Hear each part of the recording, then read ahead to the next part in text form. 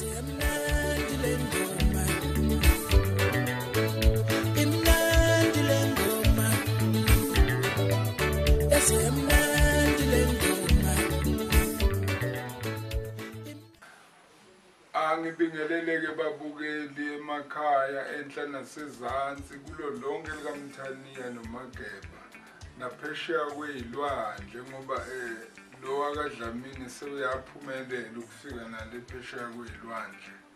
Ngithi bafowethu nonke lana ikhona namanje ngisashumayela umoya wodwa ngisakhuluma lolimi lami olulodwa lokuthi ngizonda inhlupheko. Ngiyababongela ke bonke abafowethu seke bafika la sabambana sasizana. Hayi ngiyathemba ukuthi laba khona bakithi kusenzeka nje uba bephume ngishilo la ekhaya kwaDlamini.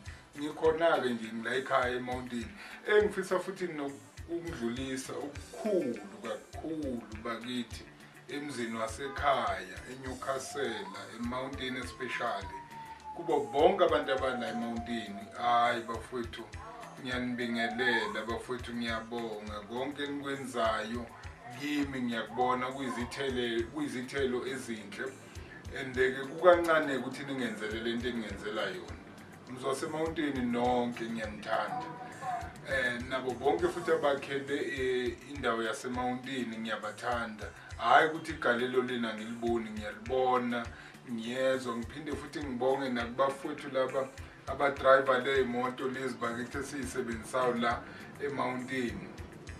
Ngiyangizwa bafowethu, ngiyanibonga kakhulu umsebenzi eningenzela wona muhle mkhulu.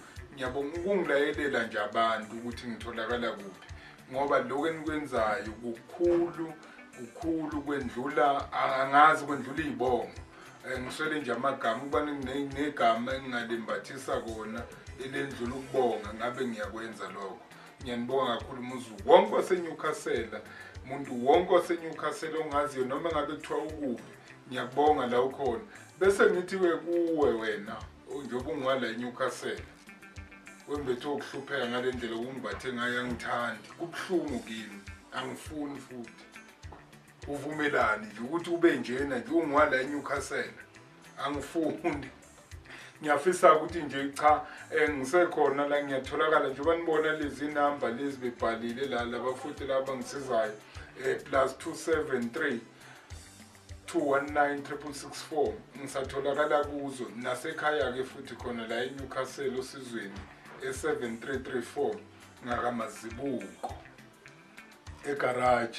Kulaba fowethu laba bala egarage kaMazibuko, yebo futhi niyayazi kodwa into engingenzela yona anigcini phela ngokufaka upetrol la emotweni niphinde nendlulele nakimi.